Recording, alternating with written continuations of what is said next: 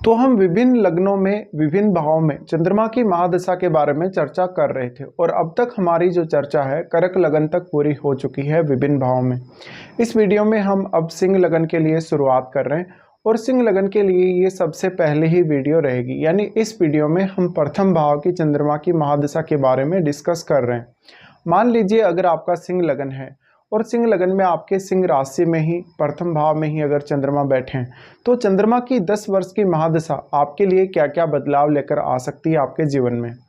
देखिए, चंद्रमा अगर यहाँ स्थित हैं तो चंद्रमा क्योंकि आपके चार्ट में 12वें भाव के स्वामी हैं, 12वें भाव के स्वामी होने की वजह से ऐसा चंद्रमा आपके जीवन में बहुत ज़्यादा अनसर्टेनिटी और अनस्टेबिलिटी उत्पन्न करेगा। लेकिन ज़्यादातर केस में ऐसा चंद्रमा आपके लिए पॉजिटिव ही रहेगा। अगर राहु जैसे ग्रह का, केतु जैसे ग्रह का या शनि का अगर प्रभाव है चंद्रमा पर तो कुछ रिजल्ट जरूर आपको नेगेटिव फिर भी देखने को मिल सकते हैं। ऐसा चंद्रमा आपको ज़्यादा से ज़्यादा इमेजिनेशन देगा, क्रिएटिविटी देगा, स्किल्स देगा और उन स्किल्स का यूज़ करते हुए आप अपने आप को और ज़्यादा यूटिलाइज कर सकेंगे या अपने आप का जो यूटिलाइजेशन है वो बढ़ा सकेंगे।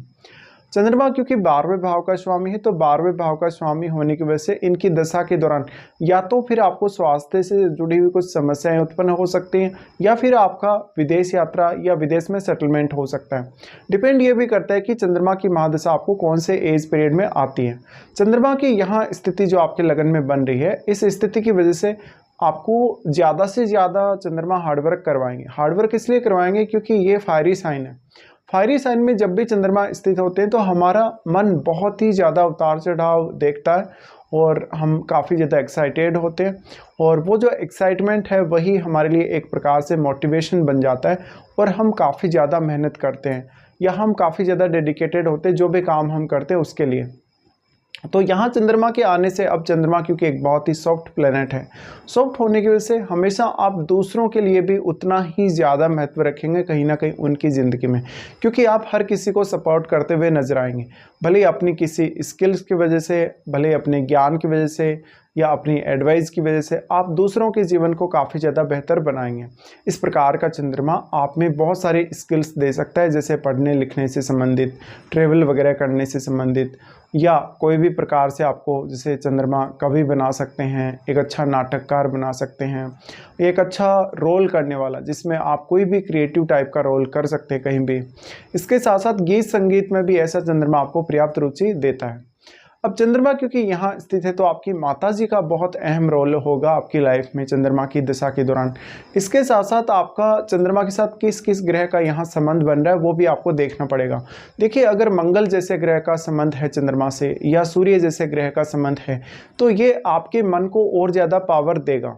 अगर किसी भी ग्रह की युति चंद्रमा के साथ है तो युति का प्रभाव ज़्यादा देखने को मिलता है हमें, और जो दृष्टि संबंध है सिर्फ जिस ग्रह से चंद्रमा का, उनका प्रभाव थोड़ा कम देखने को मिलेगा। तो अब आपको ये समझना है कि जो ग्रह भी चंद्रमा के साथ युति कर रहे हैं उनका बहुत ही स्ट्रॉन्ग प्रभाव आपको दिखेगा चंद्रमा की दशा के दौरान, और जिन ग्रहों का सिर्फ दृष्टि पड़ रहा है आपके लगन पे, तो चंद्रमा क्योंकि लगन में बैठे हैं इसलिए उनका थोड़ा कम प्रभाव पड़ेगा चंद्रमा पर। बट अगर चंद्रमा के साथ बृहस्पति, बुध या शुक्र किसी भी प्रकार से अगर संबंध बना रहे हैं तो आपको पढ़ने लिखने में और बहुत सारे अलग अलग प्रकार के कार्यों में रुचि रहेगी और उस रुचि का आप काफ़ी ज़्यादा फायदा भी अपने जीवन में उठा सकेंगे। बट यहाँ दूसरे किसी भी प्लेनेट का रोल बहुत महत्वपूर्ण है क्योंकि चंद्रमा काफ़ी ज़्यादा सॉफ्ट है और उस वजह से दूसरा ग्रह अगर थोड़ा सा भी निकट होगा चंद्रमा के तो उस ग्रह की एनर्जी का प्रभाव अवश्य ही चंद्रमा पर पड़ेगा, और जैसे ही उस ग्रह का प्रभाव पड़ेगा आपके मन पर, आपके विचारों पर उस ग्रह का प्रभाव आ जाएगा। तो बृहस्पति या बुध होने के केस में या फिर किसी भी अदर प्लेनेट को अगर हम लेते हैं, जैसे कि अगर हम केतु को भी ले सकते हैं, तो ऐसे में आपको पढ़ने लिखने की इच्छा, बहुत कुछ नया सीखने की इच्छा रह सकती है। पर राहु और केतु का संबंध चंद्रमा से हो तो आप मानसिक रूप से काफ़ी ज़्यादा उतार चढ़ाव देखेंगे अपनी लाइफ में, और हेल्थ के हिसाब से भी काफ़ी ज़्यादा उतार चढ़ाव कभी कभी देख सकते हैं। बट यहाँ पे दूसरे किसी भी प्लेनेट का रोल बहुत ही ज़्यादा महत्वपूर्ण है। देखिए, जैसे आपके 7वें भाव में भी कोई ग्रह स्थित हो सकता है तो उसकी दृष्टि भी आपके लगन पर डायरेक्टली रहेगी, पूर्ण दृष्टि उसकी रहेगी, और चंद्रमा की दृष्टि खुद भी आपके 7वें भाव पर है। इसलिए 7वें भाव में बैठा हुआ ग्रह भी उतना ही ज़्यादा महत्वपूर्ण है जितना कि आपके लगन में बैठा हुआ ग्रह। तो यहाँ पर बेसिकली जो चंद्रमा है वो उस प्लैनेट से हमेशा एनर्जी ग्रहण करेंगे जो भी ग्रह इनके साथ बैठा हुआ होगा या जो भी ग्रह इनके दृष्टि संबंध में होगा। अब चंद्रमा एक बहुत ही ऐसा ग्रह है जो काफ़ी फास्ट मूविंग है। फास्ट मूविंग होने की वजह से जो भी आप जीवन में करेंगे चंद्रमा की महादशा के दौरान, उसको करने के लिए आपका मन काफ़ी तेज़ी से एक्साइटमेंट में आएगा और आप काफ़ी तेज़ी से फोकस कर सकेंगे अपने किसी भी काम पर, और आप चीज़ों को बहुत जल्दी सीखेंगे, बहुत जल्दी एनालाइज करेंगे। अगर बृहस्पति का संबंध या फिर बुध का संबंध है यहाँ चंद्रमा के साथ, तो आपको चीज़ों को बहुत जल्दी एनालाइज करने में, बहुत जल्दी डिसीजन लेने में, चीज़ों को बहुत जल्दी समझने में मदद मिल सकेगी। इससे आपके डिसीजन बहुत परफेक्ट हो सकते हैं, आप काफ़ी ज्ञानी व्यक्ति हो सकते हैं, आप काफ़ी मल्टीटास्किंग हो सकते हैं। इसके साथ साथ बहुत सारे अलग अलग कामों को करने के लिए आपका मन काफ़ी ज़्यादा रेडी रहेगा। तो यहाँ पे आपके प्रोफेशन में भी चंद्रमा से आपको काफ़ी ज़्यादा मदद मिल जाएगी, क्योंकि चंद्रमा आपको एक अलग लेवल पे लेके जाता है क्रिएटिविटी और स्किल्स के मामले में। ऐसे में आपने किसी भी पर्टिकुलर फील्ड में मान लीजिए स्टडी किया है, लेकिन हो सकता है कि उस फील्ड से रिलेटेड आपके अंदर क्रिएटिविटी अगर बहुत ही ज़्यादा है,